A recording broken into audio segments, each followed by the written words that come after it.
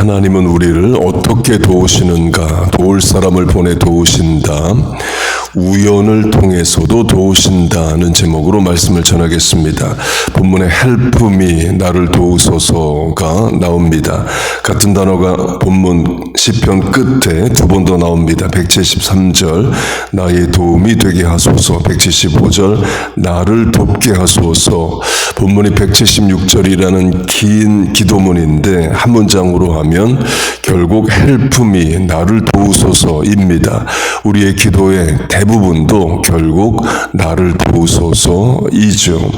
적용하면 어려울 때 어려움도 어려움이지만 도울 사람이 없어서 어려울 수 있습니다. 질병으로 하면 병 자체도 어려움이지만 좋은 의사를 못 만나서 맞는 약을 못 만나서 어려움을 당할 수 있습니다. 돈이 없다도 어려움이지만 돈이 없을 때 도와줄 사람이 없어서 어려움이 되기도 합니다. 룻기를 보면 아비멜렉, 나오미, 말론, 기럧 가정이 베들레헴을 삽니다. 베들레헴에 흉년이 들어요. 그 가정이 모압, 지금의 이스라엘 오른쪽 요르단으로 이주합니다.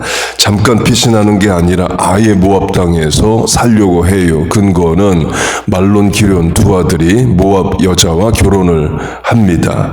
그 땅에 계속 살겠다는 거죠. 나오미 가정에 흉년이 들었을 때 베들레헴에서 떠날 수밖에 없던 이유는 도울 사람이 없어서일 수 있습니다. 도울 사람이 있다면 고향을 떠나지 않겠죠. 그렇게 모압에 갔는데 아버지 아비멜렉, 아들 말론, 기럧이 다 죽습니다. 나오미가 베들레헴으로 다시 돌아갑니다. 그때 며느리 룻도 같이 가요. 그렇게 베들레헴에 갔습니다. 도와줄 사람이 있느냐? 없습니다. 그래서 룻이 땅에 떨어진 곡식이나 과일을 주어서 나오미와 같이 삽니다. 그 흉년의 때 베들레헴에서 도와줄 사람이 없었고 모압 땅에서도 도와줄 사람이 없었고 다시 베들레헴에 왔을 때도 도와줄 사람이 없어요. 그런 어려움이면 나오미든 룻이든 결국에 본문의 기도를 하게 되죠. Help me, Lord. 하나님 나를 도우소서를 간구하게 됩니다. 그리고 하나님이 때 되어 도우십니다. 보아스를 보내서 룻도 나오미도 다 살게 하셔요. 보아스라는 이름의 문자적 뜻은 힘, strength입니다. 솔로몬이 성전을 짓고 두 기둥에 이름을 붙입니다. 보아스와 야긴 할 때 그 보아스와 룻기의 보아스 같은 단어입니다. 그러면 보아스는 룻을, 나오미를 도와야 할 의무가 있느냐? Yes and no입니다. Yes는 나오미의 친척이기 때문에 도와줄 의무가 있습니다. No는 또 친척이라고 해서 또 무조건 도와줘야 되는 것도 아니에요. 룻기를 보면 나오미 가정이 어려움에 처한 것에 대해 가장 가까운 친족에게 돕겠냐를 묻습니다. 가장 가까운 친족이 안 하겠다 해요. 그 다음에 보아스에게 또 질문이 갑니다. 보아스도 못하겠다 하면 안 해도 되는 겁니다. 그런데 보아스가 하겠다 해요.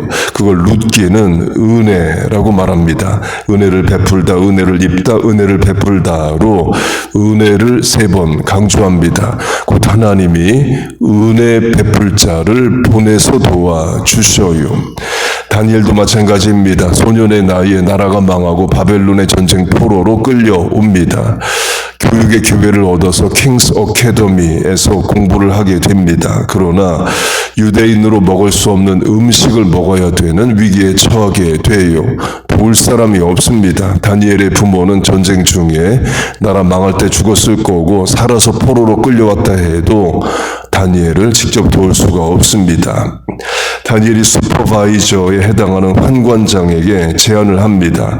열흘 동안 채식만 먹어서 내 영양 건강 상태를 살펴보고 좋으면 3년 킹스 어카데미 기간 내내 채식만 하게 하라를 이제 부탁을 해요. 그때 환관장이 노 하면 그냥 끝인 겁니다. 환관장이 다니엘을 도와야 할 이유가 없습니다. 다니엘이 바벨론 사람도 아니고 유력 가문의 아들도 아니고 멸망한 나라에서 끌려온 전쟁 포로일 뿐이에요. 그런데 환관장이 다니엘에게 은혜를 베풀었다고 말합니다. 그래서 다니엘로 하여금 유대인으로서의 음식법, 율법을 지킬 수 있게 하셔요. 하나님이 은혜 베풀 자를 보내서 도우시는 거죠.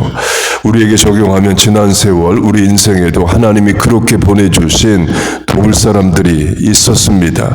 꼭 나를 도와야 할 이유가 없는데 나를 선대하고 도운 사람들이 있죠. 학교의 학생, 선생님, 또 직장에서의 누구일 수 있습니다.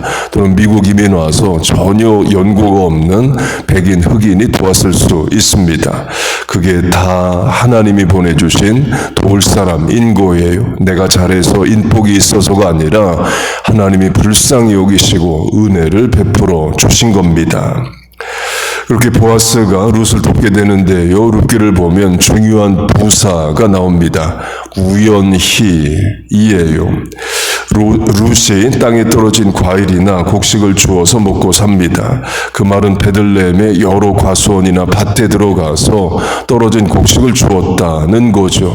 룻은 모압 여자입니다. 베들레헴 사람이 아니에요. 그래서 이 밭의 주인이 누군지, 과수원 주인이 누군지를 모르고 들어가는 겁니다. 그런데 누구 밭에 들어가게 되었느냐? 보아스 밭에 들어가요. 그걸 성경은 우연히라고 표현합니다. 룻기 2장, 룻이 가서 베는 자를 따라 밭에 이삭을 줍는데 우연히 엘리멜렉의 친족 보아스에게 속한 밭에 이르러 우연히 가게 된 밭이 보아스고 거기서 보아스를 만나 대화를 하고 보아스가 돕고 결국에 결혼까지 하게 됩니다.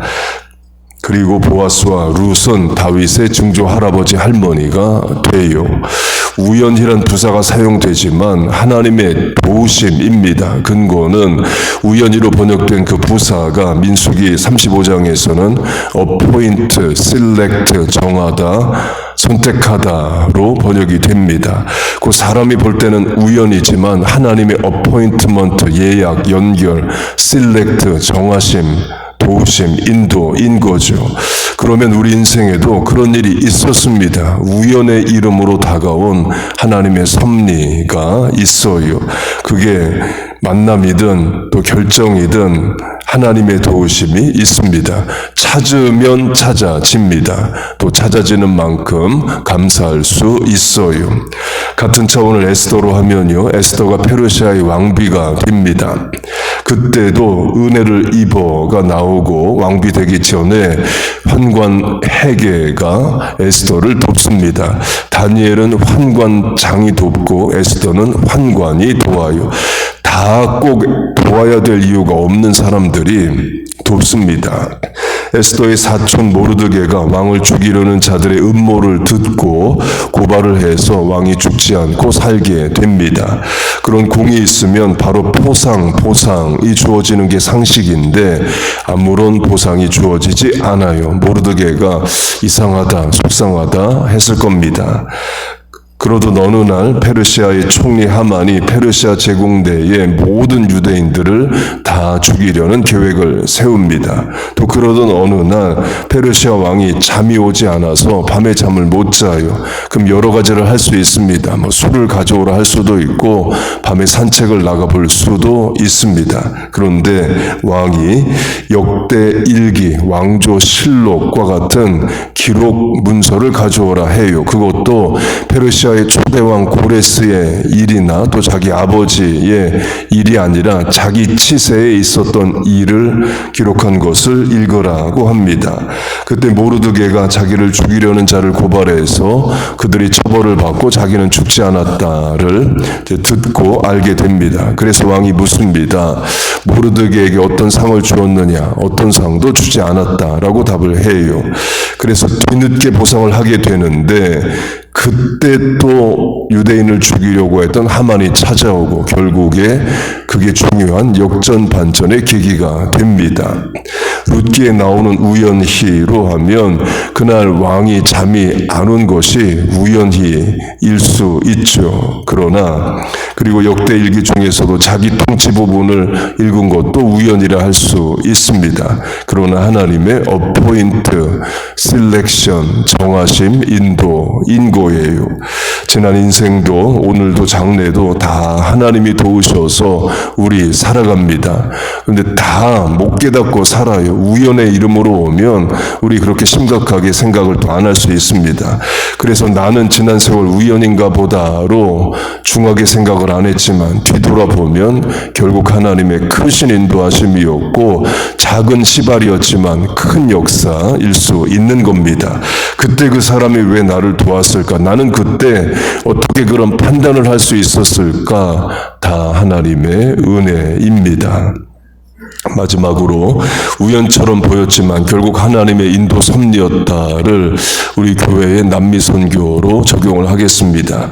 20년 전에 2006년에 담임 목사가 돼서 두 가지 선교를 시작했습니다. 첫째는 미국 내 네이티브 아메리칸 선교로 이제 11번 선교를 갔습니다.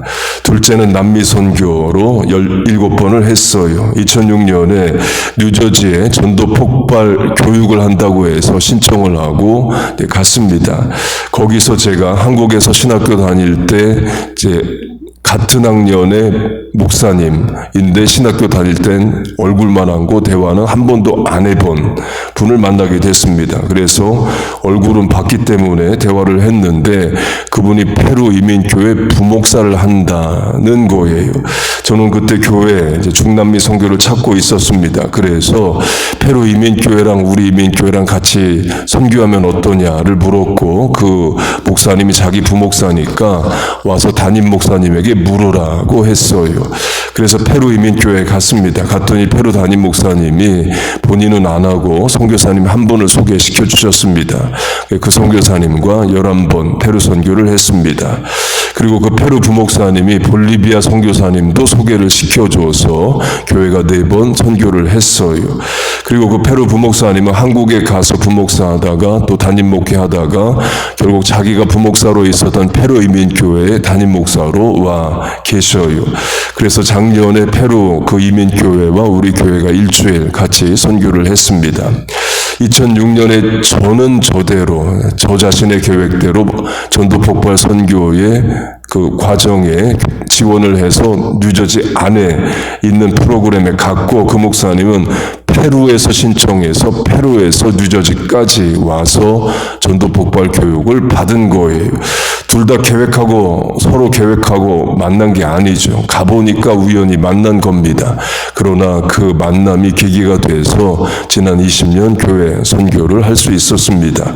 우연처럼 보이지만 하나님의 어포인트 셀렉션, 인도 도우심이죠. 여러분은 여러분의 간증, 체험 이야기가 다 있습니다. 다 하나님의 은혜고 도우심이에요. 그렇게 하나님은 우리를 오늘도 장래도 도우십니다. 여러분 믿습니까? 그 하나님의 도우심을 믿고 오늘을 인내하고 기도하며 소망하며 살아가는 우리와 자녀 교회 되시기를 주의 이름으로 축복하고 축원합니다. 아멘. 기도하겠습니다. 하나님 아버지, 알게 모르게 다 하나님의 은혜와 도우심과 인도로 살았습니다. 깨닫게 하시고 또 찾아 감사하게 하여 주옵소서. 지난 세월 그렇게 도우신 것처럼 장래도 자녀의 삶에도 하나님 은혜와 도우심으로 인도하여 주옵소서. 오늘도 순간순간 하나님의 섭리와 인도를 깨닫고 감사하고 찬송하며 살게 하여 주옵소서.